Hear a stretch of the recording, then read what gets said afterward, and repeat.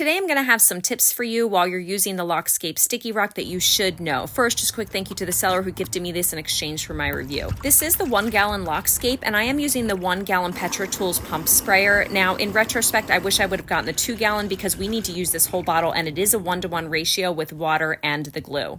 Once it's all poured in the 5 gallon bucket, we are using a screwdriver with a paint stir attachment because you want to really stir that very well. And we actually want to use a filter. This is really important that you use a filter because if there are any crystallized materials in there or any hard parts, you're going to get that out right away. You can use a mesh strainer, just anything that you might have that has small holes. So once half of the solution is poured into the pump, it's been mixed really well, you're going to close up the pump, and we're actually going to be using the fan nozzle for this just because I feel like we have a bit more control with it.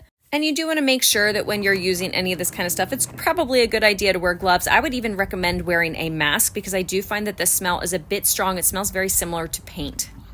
So we actually started with some thin applications. One option is that you can actually take all your rocks, rinse them, and put them in a bucket. We are actually not doing that, so hopefully it gets mixed well enough in the method that we are doing, but you're gonna see that in this video.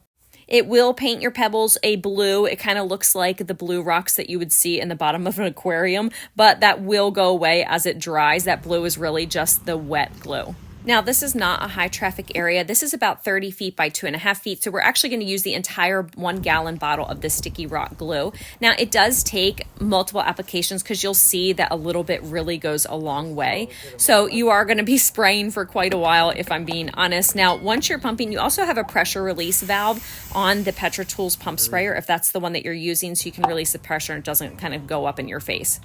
Now, when we were done about halfway, my husband then took the rake and started raking the area to kind of mix those rocks together really well.